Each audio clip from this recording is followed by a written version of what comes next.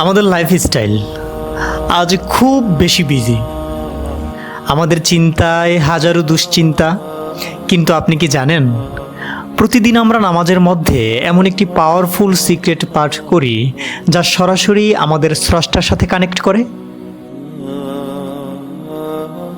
Yes, আমি কথা বলছি সূরা আল ফাতিহা নিয়ে, যাকে বলা হয় দ্য ওপেনিং। আজ আমরা এই সূরার অর্থগুলো খুব সিম্পল কিন্তু থ্রিলিংভাবে বোঝার চেষ্টা করব। So let's dive in. শুরুতেই আমরা বলি আলহামদুলিল্লাহি রাব্বিল আলামিন। এর মানে হলো সব প্রশংসা সেই সত্তার যিনি এই পুরো ইউনিভার্সের মাস্টার। জাস্ট চিন্তা করুন, এই বিশাল গ্যালাক্সি, কোটি কোটি নক্ষত্র আর এই নেচার, সব কিছু যার কন্ট্রোলে, আমরা সেই সুপ্রিম পাওয়ারের থ্যাঙ্কস দিচ্ছি।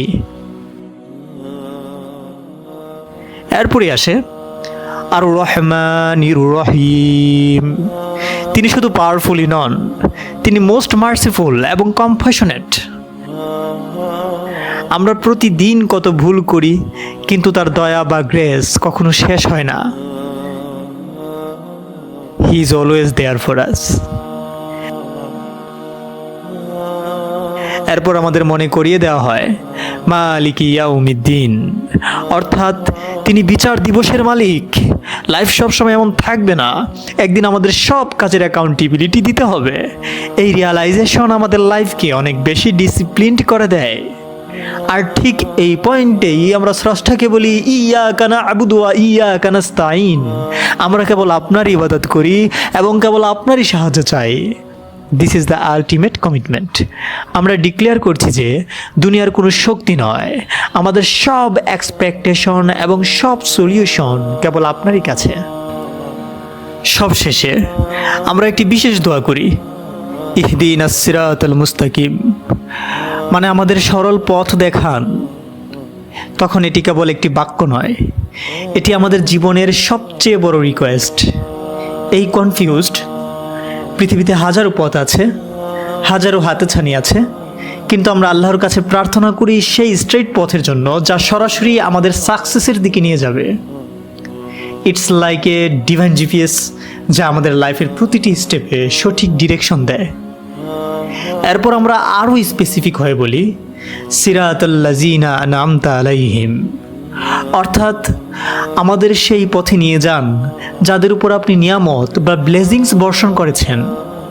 জাস্ট চিন্তা করুন, পৃথিবীর ইতিহাসে যারা সবচেয়ে পজিটিভ, সবচেয়ে সফল এবং যাদের জীবন শান্তিতে ভরপুর ছিল, আমরা সেই ইলাইট ক্লাস মানুষদের টিমে সামিল হতে চাই। আমরা চাই আমাদের লাইফটাও যেন তাদের মতো মিনিংফুল হয়। সবশেষে আমরা একটি ওয়ার্নিং বা সতর্কতা উচ্চারণ করি, গায়রিল মাগদুবি আলাইহিম ওয়ালাদ-দাল্লিন। তাদের পথ নয় যারা অভিশপ্ত এবং যারা পথভ্রষ্ট হয়েছে। এখানে আমরা আল্লাহর কাছে প্রোটেকশন চাই, যেন আমরা সেই সব মানুষের মতো না হয়ে যাই যারা সত্য জেনেও তা এড়িয়ে চলে, কিংবা যারা ভুল পথে নিজের জীবনকে ওয়েস্ট করে ফেলেছে। আমরা কোনোভাবেই সেই নেগেটিভ ট্র্যাকে পা দিতে চাই না। আমরা চাই কেবল আলো আর সত্যের পথ। সো এই ছিল সূরা ফাতিহার সেই চমৎকার জার্নি। মাত্র 7টি আয়াতে লুকিয়ে আছে আমাদের পুরো জীবনের সামারি। নেক্সট টাইম যখন আপনি সূরা ফাতিহা পাঠ করবেন, ফিল করবেন যে আপনি সরাসরি আপনার ক্রিয়েটরের সাথে কথা বলছেন এবং তার কাছে জীবনের শ্রেষ্ঠ গিফট অর্থাৎ সঠিক পথ চাচ্ছেন।